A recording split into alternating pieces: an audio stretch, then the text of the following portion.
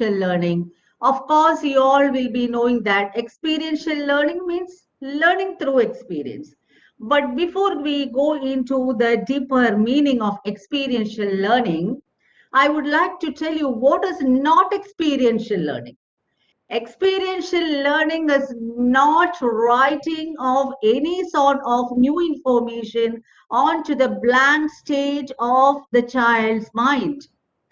Experiential learning is not the act of memorizing an immutable bank of knowledge, something we just through the rote learning, stuffing the children with some sort of knowledge and they memorize that. It is not experiential learning.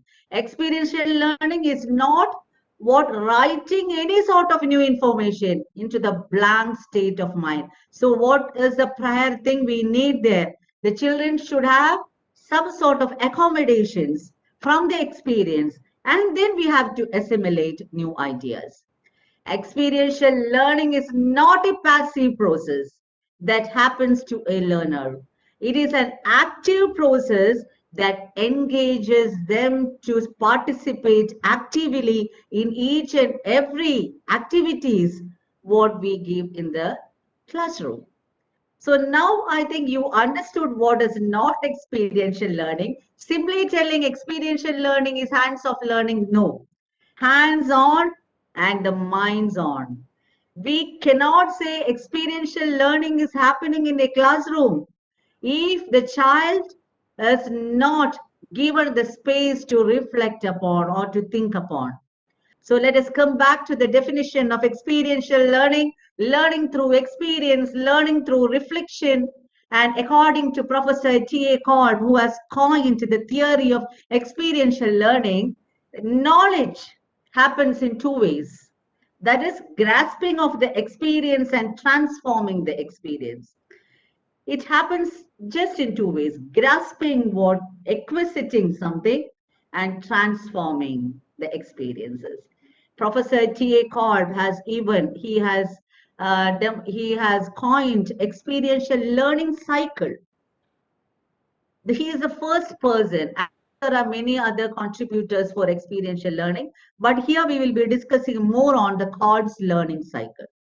Okay, and experiential learning is learning through thinking, reflection on doing, reviewing on the experience what you had. So if there is no thinking, we cannot see experiential learning is taking place. So if you ask me to give the two keywords of experiential learning, I would say that experiential learning has got two keywords. One is conceptual clarity. The child should have complete clarity on the concepts, what is being taught, and practical expertise. When we give the content, when a child is being taught of any sort of content, he should have the skill to apply that. For the things which we have to learn before we can do them, we learn by doing them. See, I would like to ask you all to put who do any sort of idea whose quote is this? For the things which we have to learn before we can do them, we learn by doing them. This is not something new. Experiential learning is not something new. That's why I have selected this particular quote. This is this is a quote by Aristotle in 350 BC in his book Nicomachean Ethics. He has given this particular quote: for the things which we have to learn before we can do them, we learn by doing them. So we had this culture of experiential learning in our Gurukul system, isn't it? The children were experiencing the Gurukul. They were staying with their gurus. They were doing the works. They were helping the wife of guru or for all sort of whatever is there, even doing the kitchen. And every household course, they were part of that. Meanwhile, they were learning. So this is what we understand. Experiential learning means, see, we did not learn to walk and talk as somebody has taught us. No, no. We acquisited it through our experience. So every child, every child will be having an innate ability, quality to learn from his surroundings. Learning through working, somebody has written through skills. Wonderful.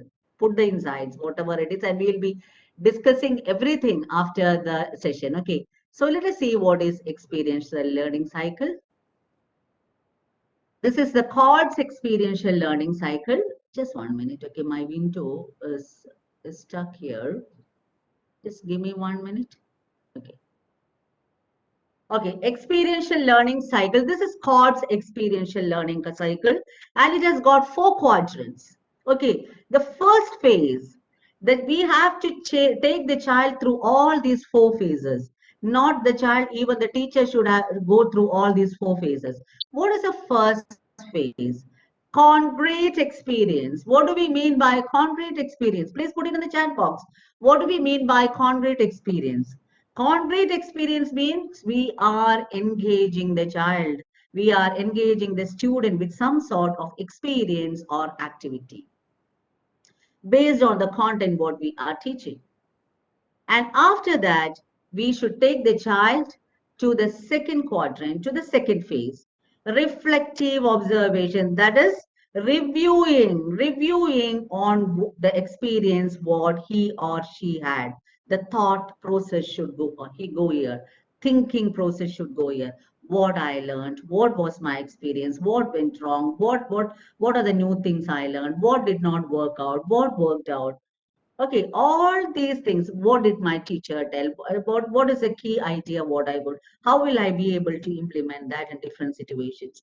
So here the child should be trained to think on the activity or to review on the activity what he or she had. Now the second phase, take the child to the second phase. From the reflective observation, first, we gave experience. From that, we made the child to think. And from the thinking process, the child had some sort of concepts. He constructed some concepts, abstract conceptualization. That means gaining knowledge or skills from the experience what he had. So from the child will be having some idea. I can tell you one example. See, you imagine how you learn to ride a bicycle. Did you start to do all on the wheels and all on, or did you did that in the first day, or did you make dosha? If you are a female teacher, making paneer curry, making dosha, or making pulao, did you learn it for the first time itself? Was it completely fine? No, we had some experience. Then we tried to do that, and the thought process was going on. It did not work out well. You got some idea, and then you will be going for a refined product, isn't it? Similarly, when we are going for when we are learning cycling, we will be doing the pedaling first. We'll be learning to balance. Okay, then we will know what are the areas we are weak, whether my balance is right, whether I will be able to ride it properly, how I should ride, how I should ride when I go, when I take any sort of elevation, how I should ride when I go through a plain surface. We have some idea. Then we will be going for what all experiments we need, isn't it? Similarly, that all these 4 phases should happen in your classroom. Okay, all these 4 phases. If you are not taking the child through all these 4 phases, I will say that experiential learning is not taking place. So after this, we should ask the child to do for an active experimentation, to go for an active experimentation. That means from the experiences what he had, from the thinking process he had, from the concepts what he constructed, he is going for a different variations from the prior experience what he had. Okay. So sometimes there may be a question whether we can is this chronological order, whether we have to maintain this chronological this order. No, it's not compulsory. We can enter into any quadrant, but we have to go through all these quadrants. Okay, that is very important. So now let us go to the next one. Now let us see. See, experiential learning If you want to implement experiential learning, usually what the misconception what I hear when I go for the training sessions and all, when I ask somebody what is experiential learning, they will say it is what is learning by doing. No, not simply learning by doing. Without thinking, experiential learning does not take place. And when I asked, there will be some suggestions used to come. Why you are there in this class? To know more about experiential learning. We need training on experiential learning. We need training on storytelling. We need training on PBL. We need training on simulations. Let me make it very clear, my dear educators, who are all the passionate educators who all are sitting in front of me. Experiential learning is a broad vision. So if you want to implement experiential learning in your classroom, you have to use certain alternative pedagogical strategies and project based learning, storytelling, multiple intelligence, simulations, play based method, gamification. All these are different strategies we use to implement experiential learning in our classroom. Okay. See the quotes of John Dewey, the man who has coined the experiential learning. Paul Ban, John Dewey has given lots of contributions in the area of experiential learning. Give pupils something to do, not something to learn, and the doing is of such a nature as to demand thinking. Learning naturally results. That's what I told. We didn't learn to walk and talk as somebody taught us. We learned it. We all have the children have the innate capacity for that. They will learn. You just engage the children. You just give the concepts. You make them insightful. They will learn. Okay. Now let us see what are the benefits of PBL. Before going to the PBL, I forgot to tell this one. Let us understand what is the definition of project-based learning. My dear teachers, there is a lot of difference between a project and a project-based learning. See, project is something different. Project-based learning is something different. Can anybody put in the chat box what is the difference between project and a project-based learning? I can tell you a simple example. When you are going for a dinner, you are going for a five-course dinner outside. The dessert, what you take at the end of the dinner, is a project, whereas the dinner itself is the PBL, is the project-based learning. Project, we usually give at the end of the content. After taking the unit, we'll ask the children to do a project. Project-based learning means we will teach the content by using the project-based learning. So project-based learning is more realistic. You should have more realistic examples for that. You should connect it with with they should feel it is real. You should connect it accordingly. And it is identifying a real world problem and developing its solution. Usually we give projects. We used to conduct science fairs, science project, science exhibition. I used to say that the science exhibitions, my personal experience is that what I used to conduct in the school before I strictly implemented the project-based learning, before that, what I observed is that children will be finding something from the YouTube. They will be mugging up the concepts and they will be putting it. It's just a showcasing. Some project will be there, some sort of demo will be there, some working models will be there, some still models will be there, something will be written on the chat from the what is it? I'm not audible. Somebody has put that I'm not audible. No, ma'am. Yeah, You are thank you. audible, ma'am. Okay, fine. Yeah. So what is it? So the project simply is, we are not going to discuss here about the project. So that science fairs and all, forget about that. We don't have anything to do that in a PBL classroom. We are going to bring the PBL culture into the campus. We are here for that, bringing the PBL culture into the campus, and we will learn what we should have for all that.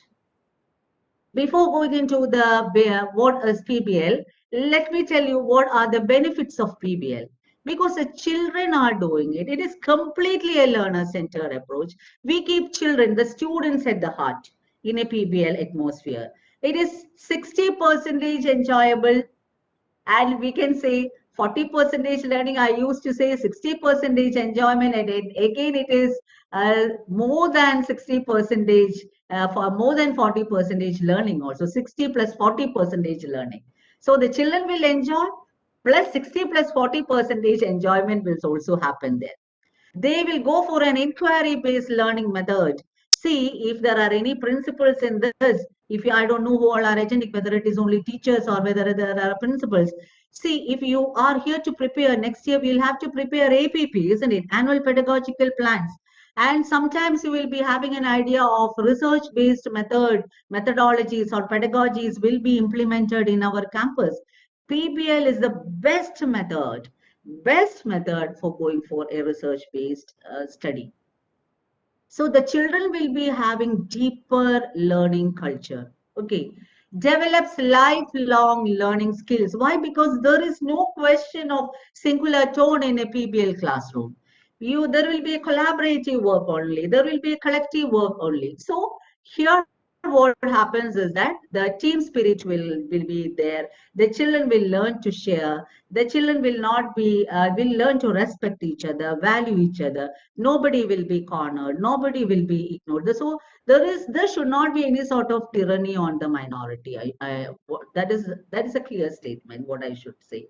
So they will learn lots of life skills from this.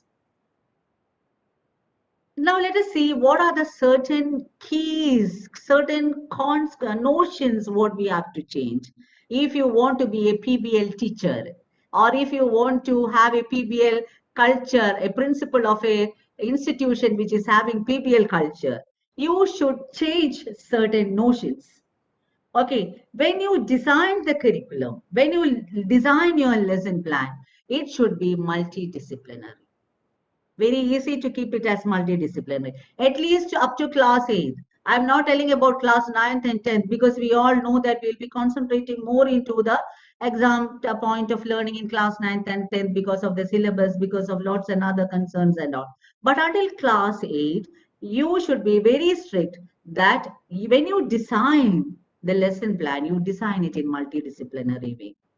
So design in multidisciplinary, the children should be encouraged for self-learning.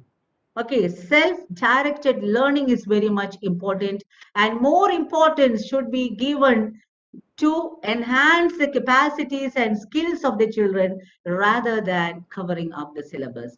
Uncover the skills and interest of the children rather than covering the syllabus. Okay. And the capacity and the skills of the children should be enhanced rather than concentrating onto the content.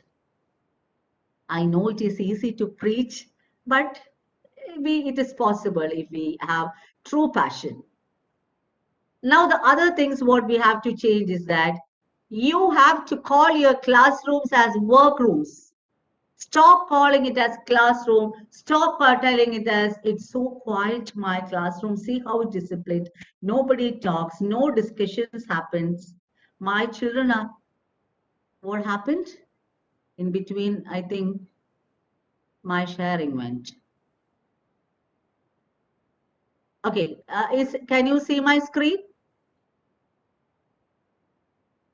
Can you see my screen? Yes, ma'am. Okay, thank you so much. Yeah, okay, okay. So you should forget that particular thing. Learn to call it as workrooms. We are there to work. The children are there to work. Lots of collaborative work is going on. We are there as co-learners with the children. We will be learning with them. Okay, and we will be directing them, of course, no doubt. Formative evaluation instead of exams. There should be summative evaluation. I'm not going to talk about that. It will be there. All the assessment systems what you are having, it should be there. But continuously observe the children. Continuously observe the children and find out and evaluate the children, monitor the children, go for a check out the progress. Why? For what? Because you will understand that there is no one size fit for all. As a facilitator, when you observe the children, you will find out that some children is not able to cope up with what you are teaching, or they did not understand the content. So some sort of another strategies may be needed for the small group. Again, monitor that small group. You will understand one child need your help. So that is in inclusive culture. I think I might have discussed about that. In a whole small one system should be there in your mind in when you evaluate the children. Okay. And there is no question, as I told, of individual tone or singular tone. There is teamwork. The children should understand that defining and discussing a problem in a team will help them to come out with better solutions than understanding the problem or analyzing the problem or finding out the solutions of all problem in isolated bit. Okay, so that all are the learnings what they will be having. Now, what is your role as a teacher? You will be the facilitator, not somebody who teaches the children. Facilitator. But here, the facilitator or the teacher is the person. Don't think that we give the work to the children. We ask them to submit these things. No, your work is not over. The teacher, the PBL teacher, is the person who should set the goal for the learner. To set the goal means if you want to set, see the simply the term goal, if you want to say, I have a goal, lots of hard work is needed behind that. You should set a vision. You should share a vision in your classroom. What is our vision? What is the objective? What should be the learning outcome? What are the milestones, my dear children, you have to cross for getting this particular outcome? Your role is to communicate that, set that to the learner. Okay, you are the person who initially going to explore the topic. You should give the initial resources to the children. You are the people who are going to initially set the relationship with the community. Because we are in a PBL classroom, we will be asking for volunteership. We will be calling persons from the community inside our campus. So you are the people, or you are the leaders who will be doing the initial work of setting up the relationship with the community, finding out the initial resources what are needed, or setting up the initial artifacts what are needed. Okay, and you have to collect the artifacts of the children also, document it. But the initial things from where all you will get the resources, inform the children, you will get the resource from this, you go to this site, you go to that, you will get the materials from this, you read this particular article. So the teacher should be resourceful for that. Communicate the initial resources with the children, make them available with the resources, communicate what will be the budget, communicate what will be the timeline, communicate what is going to be the schedule, communicate about the process, communicate completely about the process to the children. So the role of a PBL teacher is huge. Now let us see what are the 6 steps we have to use if we want to implement PBL culture in the classroom. I used to say this as 6 jewels. Okay, the 6 jewels what you need if you want to wear the ornament of PBL learning environment in your classroom. The first important thing I will be discussing each slide, 6 slides will be there, and we will be individually discussing on every subtopic here. So what is the first thing? Start with an essential question. So as a teacher, you should learn the art of questioning. Design a plan. So as a teacher, you should know how to plan certain things, how to schedule certain things. Okay, monitor the students and progress of the project. So as the leader, as the teacher, or as the facilitator, you should know how to set the rubrics.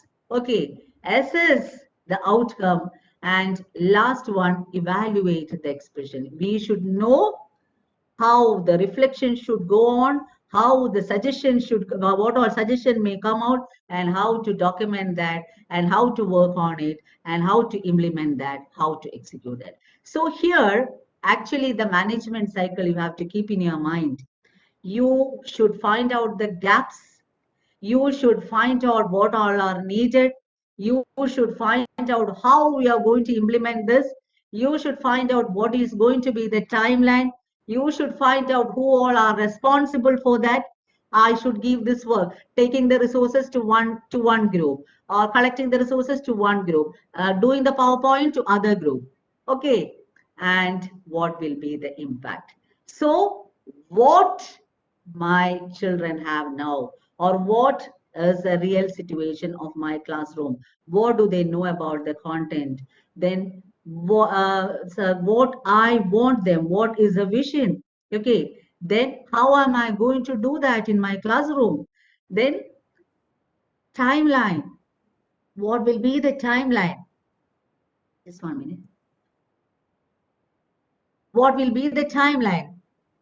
Then who all will be responsible for that? How should I divide my groups? Okay, last one. What is it going to bring into my classroom? What is going to be the impact? As a teacher, you should have clear-cut ideas about this. Now let us see. This is the heart. This is the core of any sort of PBL classroom. Art of questioning. As a teacher, it is very important for you to understand this particular thing, how you should frame the question. I told that in my previous slide, I told that you have to design the things in multidisciplinary. If you are a teacher who have the skill to frame questions, within 5 questions, you will be able to draft it as multidisciplinary. You will be able to bring PBL structure into your classroom. You will be able to take the children into deeper learning. Just 5 questions will do. Give it into 5 groups. Your work is over. Okay, we will learn about it. So how should be the question? The question should not be a yes or no type. Open ended. There should be space for discussion. There should be space for the children to talk about it. Lots of brainstorming areas should be there. It should engage the students. Okay, and it should be age appropriate. We are not into the classroom to show how resourceful we are. Okay, we should not show them, "Ah, I am such a knowledgeable person. I will be talking in this standard only." No, come into their shoes. If you are a class 3 teacher, give the questions like that. If you are a class 10 teacher, give the question like that.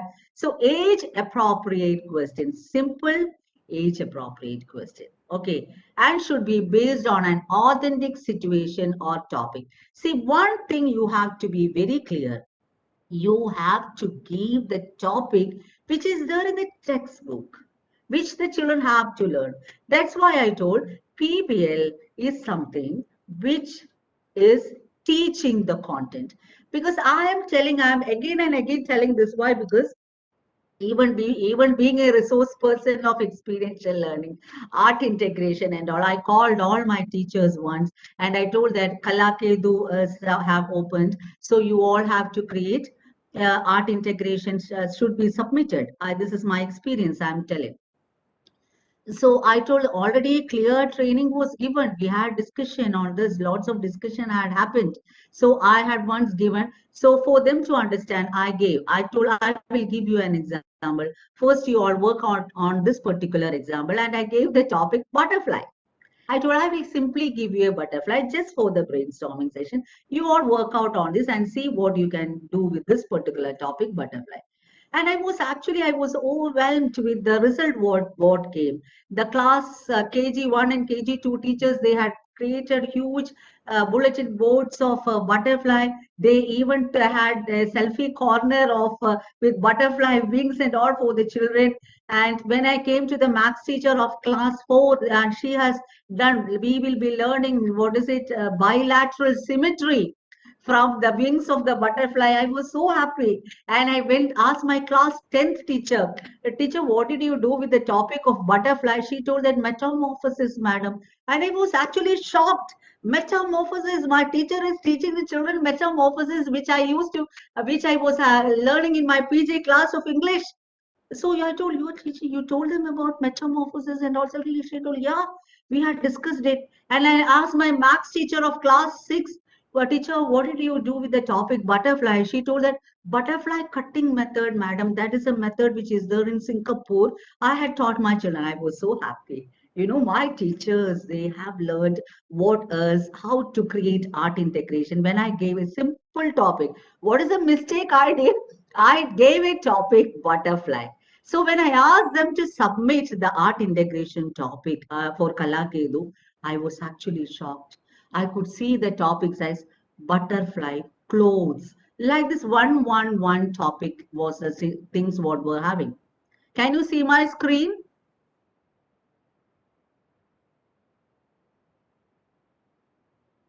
Okay, so that is the things what was up. So you have to be very careful that you should not go out of the content. Whatever is needed, what is the context, you just stick on to that. Okay. So don't do such sort of things. You can give as a general thing you can do. You can explore on any topic. I'm not telling about that, but if you want the children to learn something which is there in the textbook, more deeper analysis if needed, you stick on to that. Okay. Now let us see how the question should be. See, my intention here is about the river pollution. I am going to give a topic on my river pollution. I think it might be there in the small 7th standard or 8th standard science class. So as I told that it should be multidisciplinary. The 5 questions what you give should be multidisciplinary. You just check it out whether it is multidisciplinary. See my first question. Is there a pattern in which ponds, streams, and lakes make people sick and which do not? See, lots of discussion can happen in that. It is connected with maths. Why we might get sick if we go swimming in that pond? Again, deeper learning, completely into the health problems which can happen. What percentage of people get sick? A data study is needed. Mathematics. What are the physical characteristics of the ponds and streams that people are getting sick? Again, there is a data driven method is going on there. What is the scale of organisms within water? Maths. How has this pond changed over time in the past 40 years? History. So here we had discussed mathematics, we discussed science, we discussed social studies. It is multidisciplinary in nature. And when the child is presenting in this, obviously English will be considered. Or you can do that in the regional language or any other language, no problem. And if you ask them to do PowerPoint as a PowerPoint or as a video, digital, we are in the integrating computer science also into this. So it is easy. See how many minutes I took to frame it as multidisciplinary. How many minutes I took only, if I say as a teacher, I may take only at the most half an hour for framing this. So frame the questions accordingly. Now, what you have, the step number 2, designing a plan. How you should design the plan? You design the plan, which content to be addressed. You should have clear idea, involve all the students in the planning, let them take the account, ownership, so that they can be accountable of the product. They should feel ownership of the project. Activities selected should support the questions. Don't go ask them to do that activity. See that whether it is related to the content or to the topic or to the particular thing what you are teaching them. Now step number 3, create a schedule. Teachers, see what all role the teachers have to take, right from the planning, right, then execution, the implementation, execution, monitoring, all these. Somebody is asking for me to talk in Hindi. I am a Malayali, sir. I don't know to talk in Hindi. It's very sorry. Okay, I can understand Hindi, but I won't be able to talk in Hindi, and my grammar will be completely wrong if I talk in Hindi. Okay, so kindly I ask your apologies for that, that I'm not able to talk in your regional language. Okay, I can sing a song in Hindi if you want, because I can buy out that. Okay, design a timeline for the project. Well, you as a teacher, you have to design the timeline. Be flexible, be firm, but be flexible. Okay, sometimes some children will not be able to perceive the time limit what you give. So what you have to do is that we can be flexible, but at the same time firm. And some children may go from, they go beyond. sometimes going beyond what you had told. Okay. So instead of firing them or instead of discouraging them, you just watch how the children are going, even if they are deviating from the directions what you have told. Sometimes they may come with more insightful ideas. Okay, so you guide them when they digress because they might be having more insightful ideas. Step number 4, monitor the students and progress of the project. See, in a PBL classroom, more importance should be given to the process rather than the product. I'm not telling that product is not important. Product is equally important, but process is more important. Why? Because in the process is the area where we build the team spirit. It is the area where we go on, lots of discussions happen. It is the area where the brainstorming happens. So process, how they are doing that is very important. Whether everybody is involved in that is very important. Teach them to work collaboratively. Sometimes we have to give, that's what I told, every initial thing should be done by the teacher. Communicate clearly to the children. What are they supposed to do? What are the expectations? Okay, they have to treat their team members like this. They should see that every team member is participating in the project. Let the students choose their primary role, no problem. But it is, I used to say that it is always best for the teacher to delegate. Why? Because we may be having a homework. We will do a homework regarding the capacities and skills of the children. So accordingly, if you are able to delegate, it is fine. Okay. Set the norms, set the rules.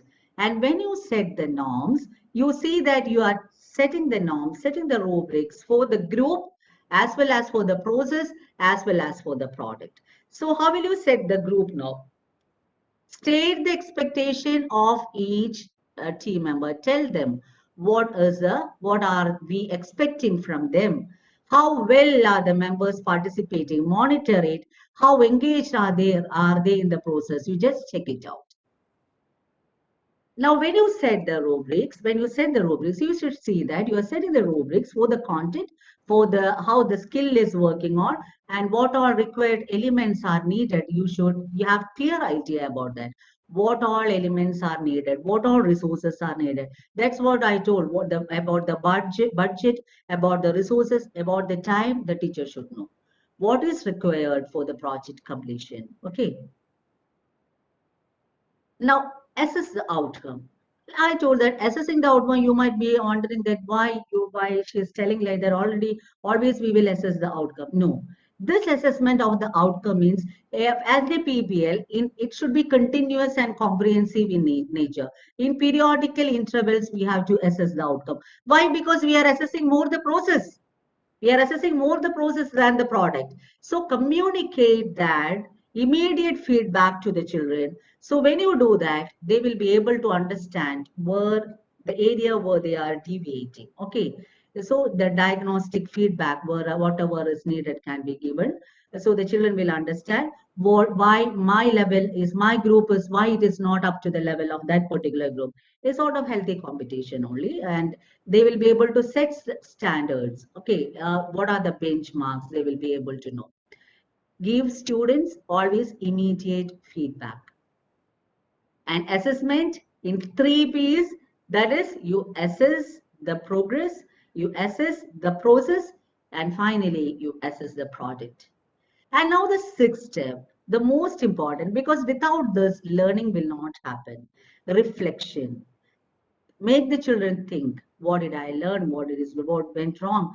And reflection can be done in lots of methods. You can ask for individual reflection, but all the children cannot go for individual reflection. You can ask them for a group discussion, or group reflection can be done. Some children again will be very much introvert. If they won't be able to do that, so let them write reflective journals. You can keep. And it is always good for, if you are a teacher, if you're writing daily reflective notes of your classroom, no, it is going to, what I can say, create wonders in your classroom. Just assess, or just be aware, because becoming self-aware is very important. Self-awareness is very important. In my topic of resilience, I used to tell. Let me take that particular slide into that. Let me copy that into this. This is something which I used to say for my topic, building resilience in students. I used to tell that we should know what I am, what I have, and what I can. Okay. So as a teacher, if you know what I have, what I can, and what I did, that is very important. So it will help you to enhance the teaching strategies what you are having. So let the children share the feelings. Keep it anger-free zone, my dear teachers. Let them give their suggestions. It is okay to be silly sometimes. Let them make mistakes. Let them be silly. Let them tell if it is any wrong, what is the problem. So create an atmosphere like that. It should be candid. It should be flexible. It should be anger-free zone. Okay. So and validate the suggestions. What are suggestions they are giving? You please validate that. So what are the things you are going to focus in your PBL classroom? The ideas, the works, and the efforts. Now we are coming into the practical session. Let me move fast because this is an area where we have to discuss a lot. Now we learned the theory. We learned the theory of PBL. Now I'm putting something into practical. Suppose you are a teacher. I am here as a teacher of science teacher of class 5 or 6. I want to teach about nutrition to the children. I can simply teach what is carbohydrate, what is protein, what is mineral, what vitamins, or I can do like this. See which is more useful for you all. Okay. So you ask the children in 1 week they have to prepare a nutrition a menu into the school canteen, a sample menu which is completely balanced or which is having all the nutritional elements in it. So this is the objective. Step number 1, we are asking the children to simply craft a menu. Okay, that is nutritious and delicious. Take it from me. They are not going to take the nutrition part. If you ask the children to write, we will be having what all things you would like to have in our, what is it, this one, canteen. You please tell us. They will be writing pizza, they will be writing burger, they will be writing sometimes any sort of snacks, what they like. Okay, so they don't won't be having any sort of interest in the nutritional part until and unless we ask them these questions. Give them these questions, essential questions. Why should we eat healthy? Ask the question to the children. See, divide them into 4 group, one question to one group. Ask them to go and explore this and come, and you have to give the answer. The group leader I will be calling, she will be telling what the question which I gave to your group number 1, group number 2, the next question, what is the need of having physical activities? Group number 3, the next question, why we should maintain a healthy weight? And group number 4, what is the calorie you need for a day? See, what all is there a question or they can answer in one sentence or two sentences? They have to explore. They have to go for a and what is this research, deeper learning here. Now the next thing, we let them come back with that. Now we will be engaging them. We will be having brainstorming, and from what they wrote, we will understand that what idea they have, what they know about the nutrition, and based on that, you have to tell them what are the calories, what is high calories, what are low calories, what are empty calories. Give them clear ideas about that and then ask them to create a list again. Now, so the children will be having some idea. That's what abstract conceptualization happened. Thinking process finished. When we gave the question, the children are having enough time to thinking on what it is. Now, abstract conceptualization, they have some idea about it. And now give activities accordingly. Okay, so how can be the activities? You can ask them to go for a data study, to take a survey of how what all, as Google form you can give what how the whole school population, what is their eating habits and all. Let them do that in groups. Okay, always make them to do that in the groups. You see that you are not giving that as an individual learning method. You design it accordingly that group work will go on. Let us take a survey. This I already told. When we take a survey, we will understand what is the current reality and what is the vision we are having. Nutritional food. The entire school is have to eat healthy food. See what all a class 5 teacher or class 6 teacher is going to change the culture of the campus, because this is a PBL which is given to only class 5 or class 6, or we can say class 7. But the children are learning about the entire school. Whole school is participating. We are sending Google Forms to the parents. We are sending Google Forms to the children. What are their eating habits? What did I eat today in the morning? So, see, the whole school starts thinking on it, just with 5 questions of a science teacher who gave that in class 5. Ensure technology is used. I know that I think that this slide does not need much inference. Why? Because we all will be adding. I had added this. Why? Because we are into enhancing the 21st century skills. So without computer knowledge, we should not, without digital literacy, we cannot complete the aim of 21st century, the dream of 21st, enhancing the 21st century skill. So you should see that some sort of technology connectedness should be there. You should connect it with the technology. Okay. Now, this is the area for the children to present. Okay, present. When the children are presenting these things, because they have done lots of homework now, the entire school is aware of it. Please don't make them present in a small classroom. You call somebody from outside also. Let some one or two parent representatives come. Let your dietitian be there. Let your health and fitness teacher, if there, let it be there. And let if you're able to bring the health inspector into the campus, bring them, let the children present in before them, and ask them to assess them. So the children will be getting the insights of the assessment. What are the areas I have to rectifications are needed, or I have to change? The children will be getting the assessment or the insights from the external people also. That is very important. And now, finally, the teacher again. The teacher is behind always. The teacher will do the assessment. The teacher will find out what all misconceptions some children were having, and then the guide accordingly. So, with 5 questions, we completed our PBL of nutrition. Now, let us see what all topics we can do for mathematics. Cricket and maths. How can you do? Put it in the chat box how you are going to learn cricket and maths. Please put it while I am explaining. Cricket and maths means, suppose when a batsman, when he hits a sixer, parabola is going on. Okay, trigonometry you can teach. Ball is red in color. Science will come in. Why it is red in color?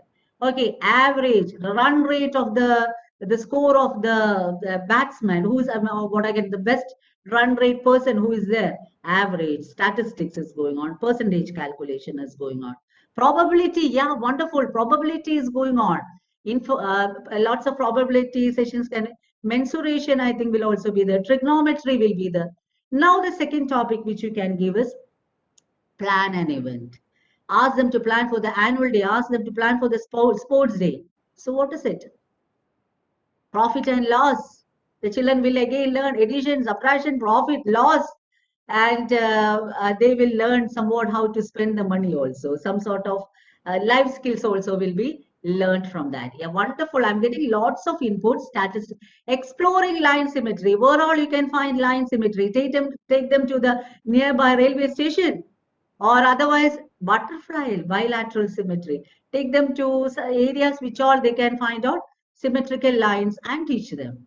As a language teacher, if you are an English teacher, visual poem, a PBL, you can implement these topics in your classroom. Visual poem. Visual poem is any poem you ask the children to convert it into a video. Let the children give their voice. Let them put the pictures accordingly, so that they will be understanding more. Deeper learning will happen in a particular one. Okay. Digital storytelling, that children are telling about it. You can change a poem into a prose into a poem accordingly, whatever way you can write. Okay, any article you can change into conversations, and you can ask the children to create a somewhat another ending for the story. As per the innovative capacity of the teacher, you can implement these things. Hero's journey. This is for smaller classes. Hero's journey means you can ask that children to take any one person, community, any as a person, why they became his hero. Okay, so he will understand what is his about his life, and when he put that into the presentation mode, the oratorship of the children will also we can assess. Animal alliteration. Alliteration can be taught by simple sentences. Smaller classes.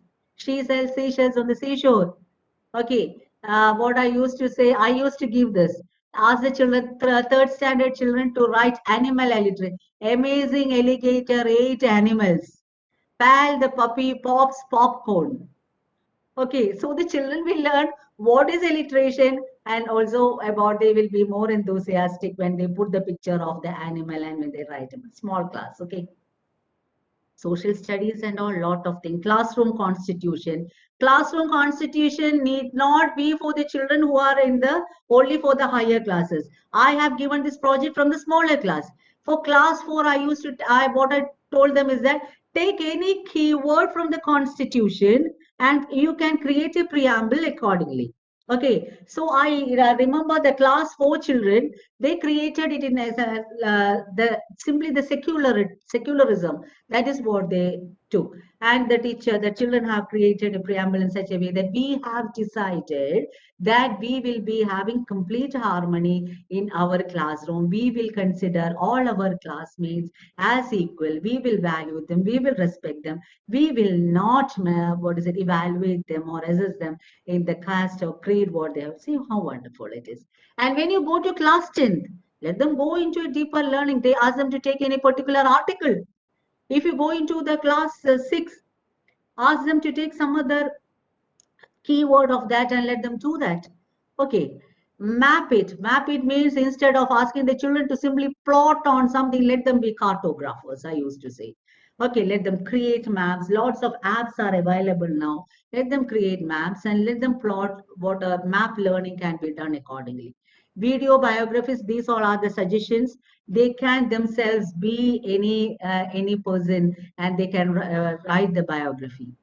Science animal diary, the animal, they can be an animal. And for the small class, if you can frame 5 questions. What is this particular animal eat? Who This animal is a prey of which all animals? Suppose I take the rabbit. Suppose sorry, no, rabbit will not. What is the eating habit of rabbit? Which all animal may eat a rabbit? What is the habitat of rabbit? Okay, so what is the nature of the physical nature of a rabbit? Like that, you give let the children create 5 or 6 questions regarding the animal what they have chosen. Smaller class. Cycle stories, butterfly cycle stories, animal interviews you can conduct. That means somebody is at this same animal and other children are interviewing. Mr. Lion, what do you like to live? Mr. Lion, what is your most interested, what is it, food, what you would like to have? Role play. Okay, isn't it? How does your garden grow? Instead of talking about the photosynthesis, take the children out and let them know how their school garden is going. Let them create a garden there. Okay, bouncing basketball. This is my favorite actually because we have a wonderful basketball court in our school. So I used to ask the teachers to analyze and say what all they can teach from the basketball court. See, basketball game itself is so wonderful, so amazing, isn't it?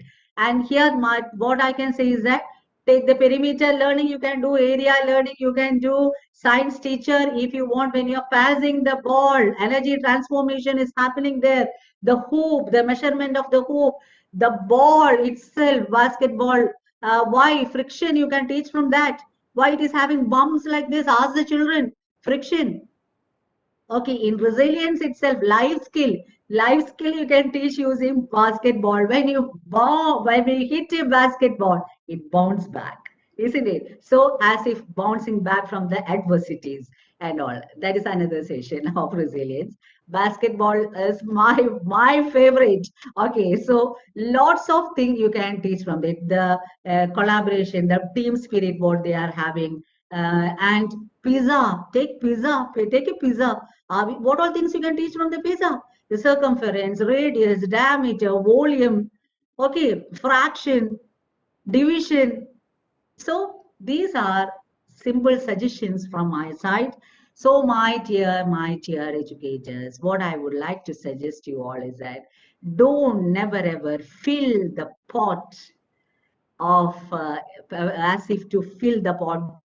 Don't what is it? Fill the heads of your children with simple mere what is it? Informations. They are the biggest resources sitting in front of you. There is a poem. Tiny eyes are looking upon you, my teachers, because for you, they are the role models. They want to be like you. They will speak like you. And I remember now, when I was a teacher, I was an English teacher. So 17 years before, I was a teacher 17 years before. Where my principalship itself, it's the fifth year right now. So I had an experience of 17 years as a teacher.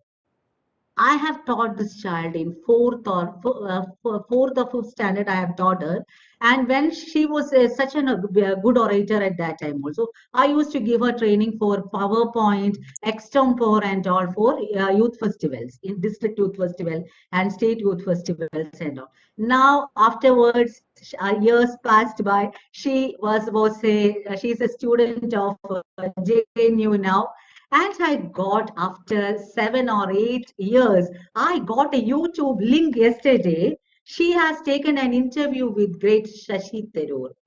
And I had was teaching her in class 6 or 7 or 8, I think, years before.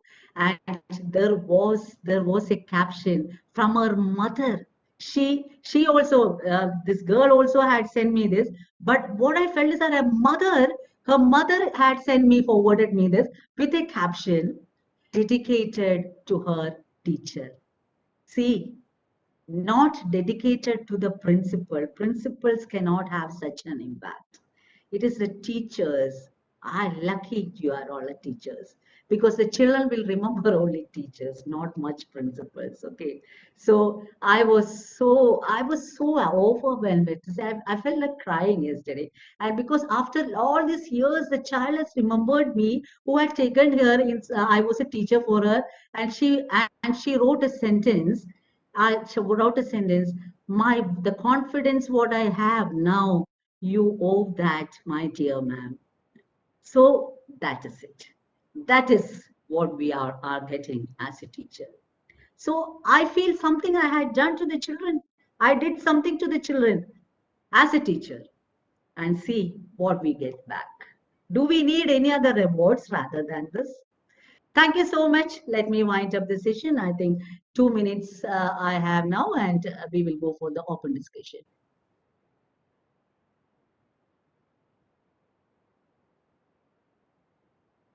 It's not that I'm so fortunate, sir. It may be because I could do something as a teacher, and the child still remembers that. Thank you so much. And do you need thanks for all the good compliments what you all are having? And I think you have done lots of PBL topics. I think you have given here. Thank you so much. Lot other section for social studies teacher, lots of other topics. If you want, you can, I can, if you are if you need further any sort of clarity, you can message me, or you can WhatsApp to me. I can help you out. The project topics, every vote counts. You go to the website PBL counts, I think its name, PBL counts. You will get lots of project topics in that. Okay, it will help you out. Every vote counts, so that you can find out what all voting strategies are needed, equitable way to elect a new member, what is happening in the world. Another topic you can give, community hero you can give, tiny house project you can give, lots of project topics you can give. And now you can give vax facts, vax fact. Vaccination, what is the need of what how COVID vaccines have helped, and many topics we can give. Thank you so much. Thank you, ma'am. Thank you very much for a Thank you very so nice much. session. Yes. Doc- Actually, at the starting time, we were having some this network issue, so I could not continue on that time. I could not introduce you, so I'm no so sorry problem. for that, ma'am. No, sir. Introduction doesn't. If the teachers here, if they have Any takeaways if they are having, and if they are able to implement in that classroom, that is fine for me. No, nothing else I need. Okay. Thank you so much. Thank you, ma'am. Anybody Thank you would once like? again. Can I hear the takeaway of any of the teacher or any participant? So it will So, be a learning for me. Will anybody would like to share the takeaways? Are they allowed to? Thank you so much. Yeah, I got an affirmative statement from Yashmin sir. I think it is sir or ma'am, I don't know. We'll surely try to implement what all points you share. Thank you so much. Okay. Take care. So we'll meet again. Shall I leave the session, sir?